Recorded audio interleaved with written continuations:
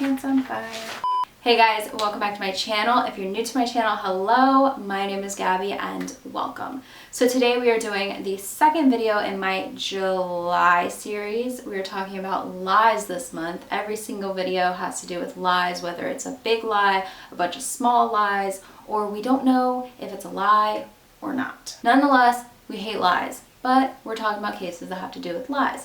And this case has to do with the speculation as to whether this person was lying or not.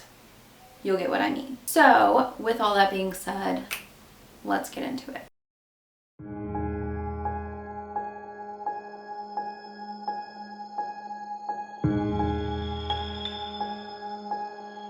This is a solved disappearance case because we know what happened to the person, but yet it's unsolved because we don't know all the factors behind why it happened. Okay, it's weird, but this is the solved yet unsolved disappearance of Lawrence Bader. So Mr. Lawrence Joseph Bader was born on December 2nd, 1926 to parents Stephen and Charlotte Bader. His father was a doctor, so his family was very well off. Lawrence, or Larry as he was called, attended very upscale schools as a child. He had a good upbringing. In the year 1944, he joined the U.S. Navy to help fight in World War II, lived through that, and returned home to graduate in the year 1946. After graduating, he started a career selling cookware for the company Reynolds Metals Corporation.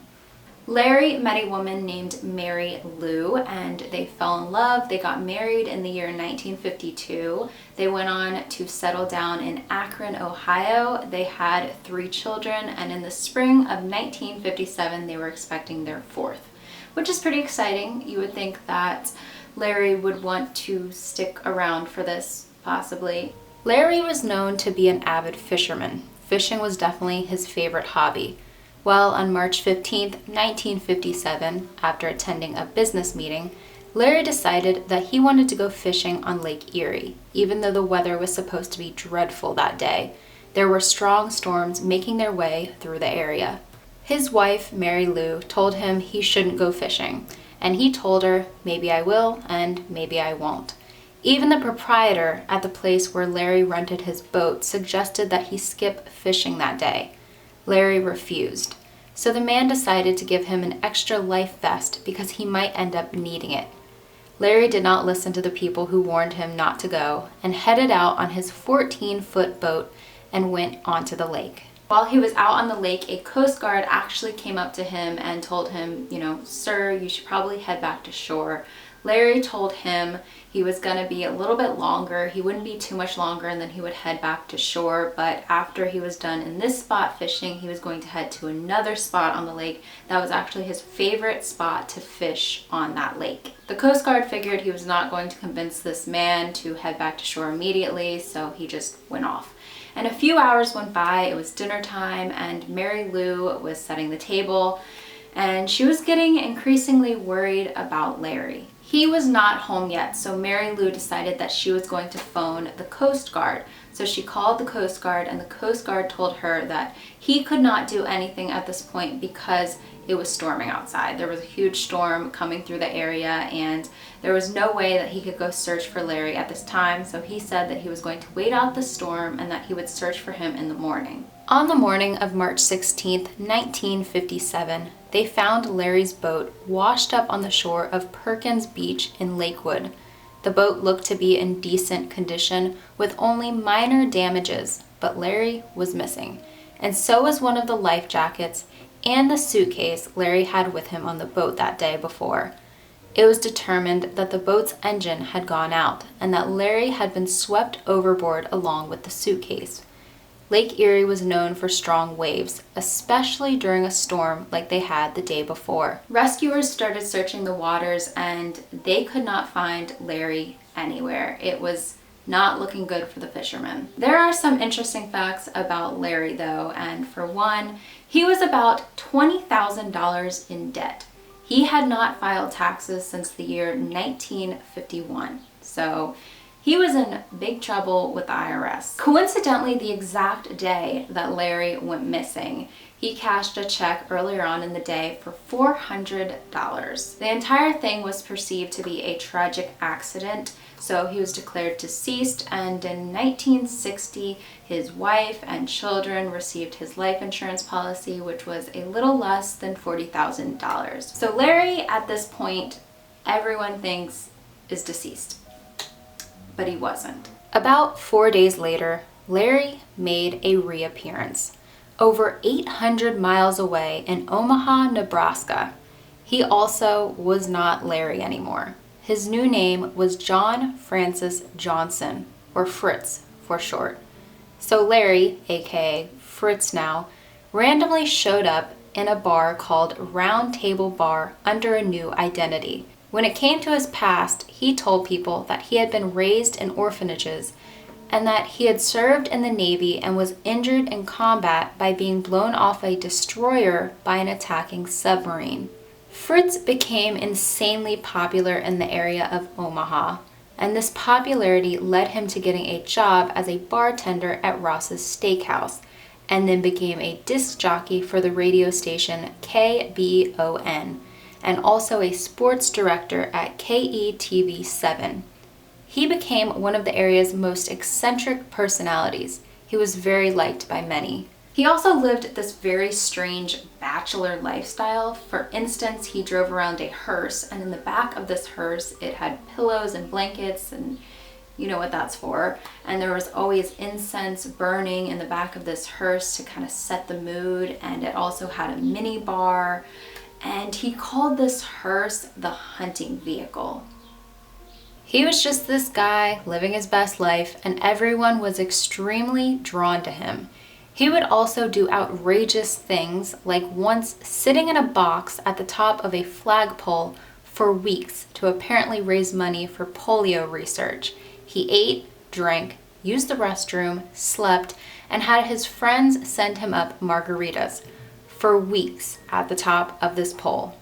I guess it was for a good cause though. Then in 1961, he met a woman named Nancy Zimmer, who was a 20-year-old divorcee and local inspiring model.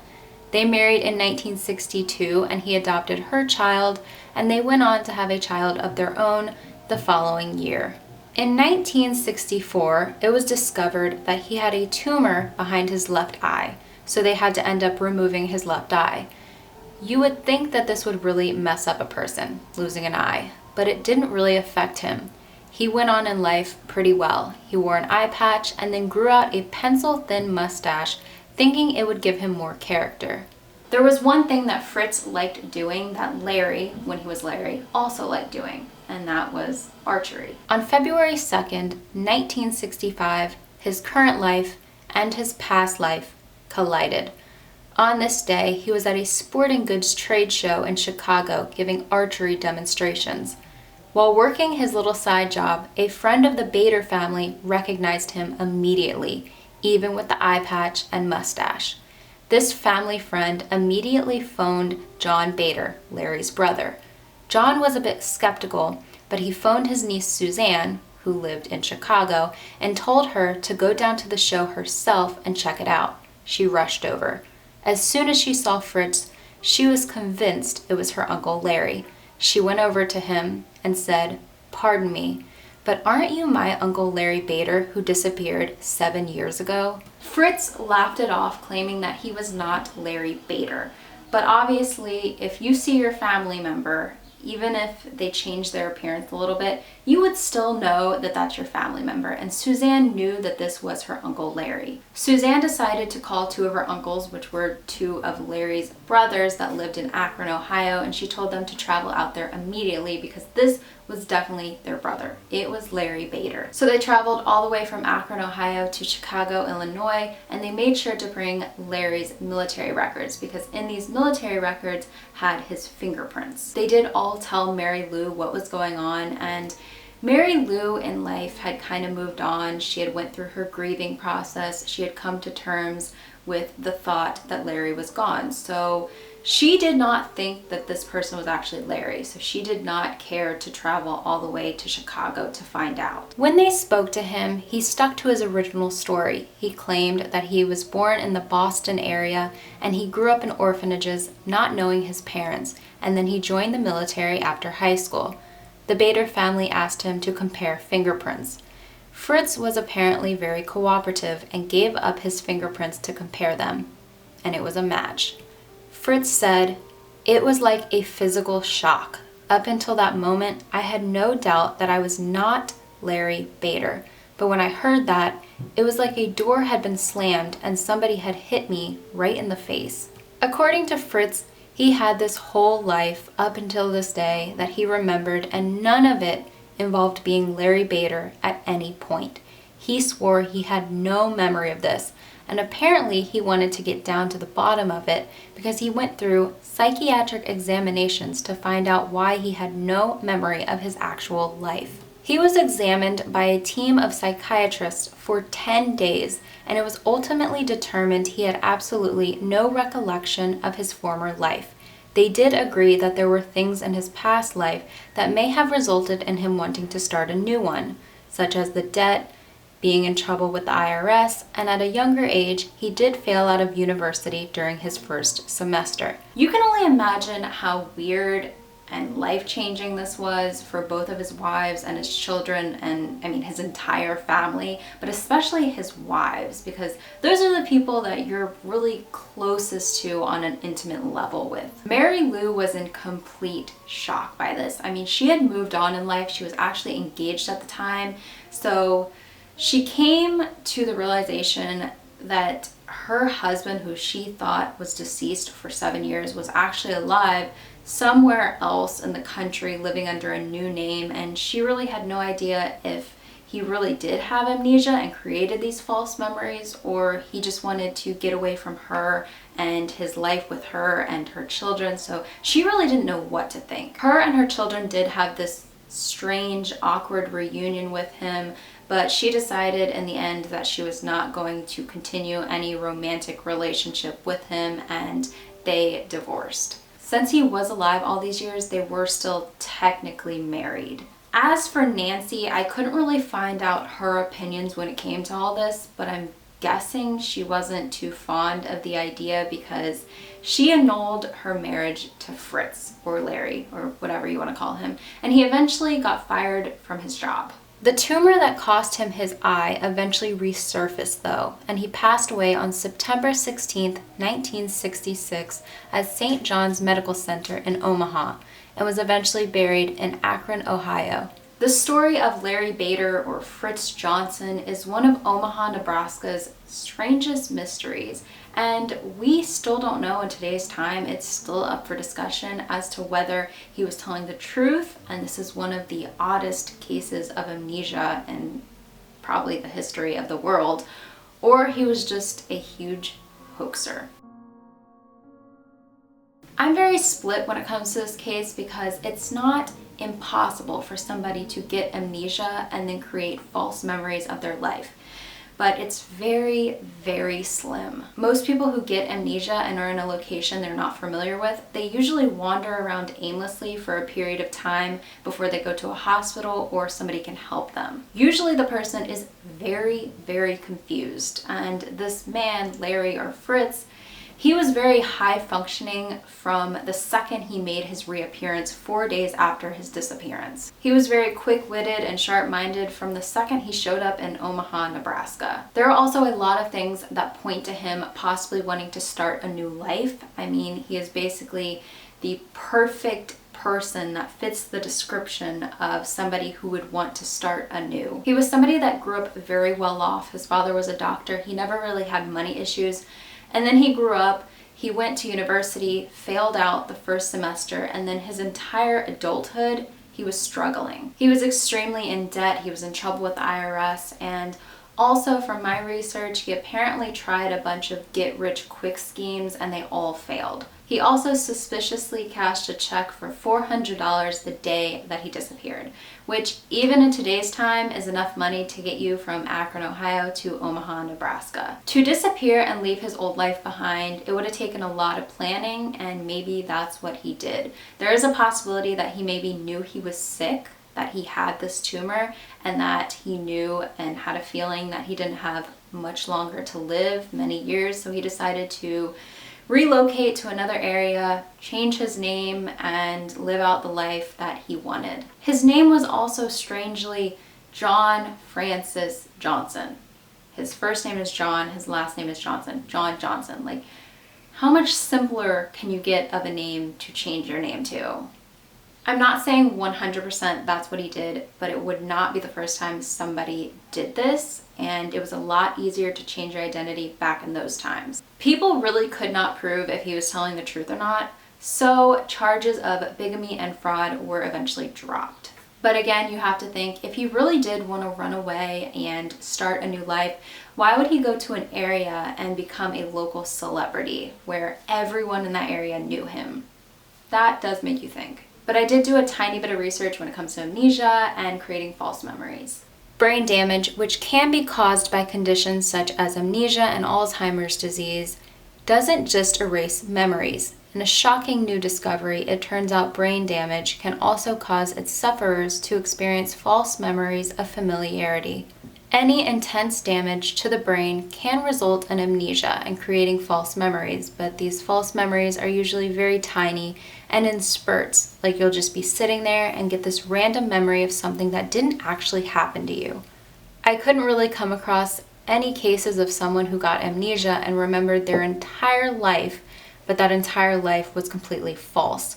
Most of the time when it comes to someone having false memories, it's most likely due to dissociative amnesia, which is basically a symptom of PTSD, going through traumatic experiences and creating false memories to overshadow the horrible events that you went through in life. So all in all, with my research, I could not find another case like this where somebody remembered their entire life and it was completely different. The only thing that I can think of that is very similar is reincarnation stories. Everybody out there has a different opinion when it comes to reincarnation, but there are many stories out there of people supposedly remembering a past life.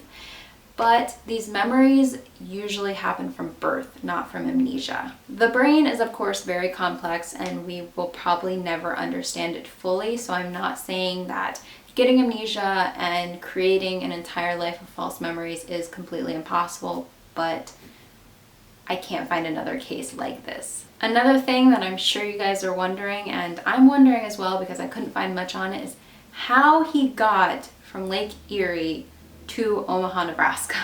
Like, what happened within those 4 days? I couldn't really find much information on that. You would think that if you washed up along shore of Lake Erie in a life jacket one day and thinking you're John Johnson from wherever, you would be very confused. But he just showed up in Omaha, Nebraska, over 800 miles away, completely fine.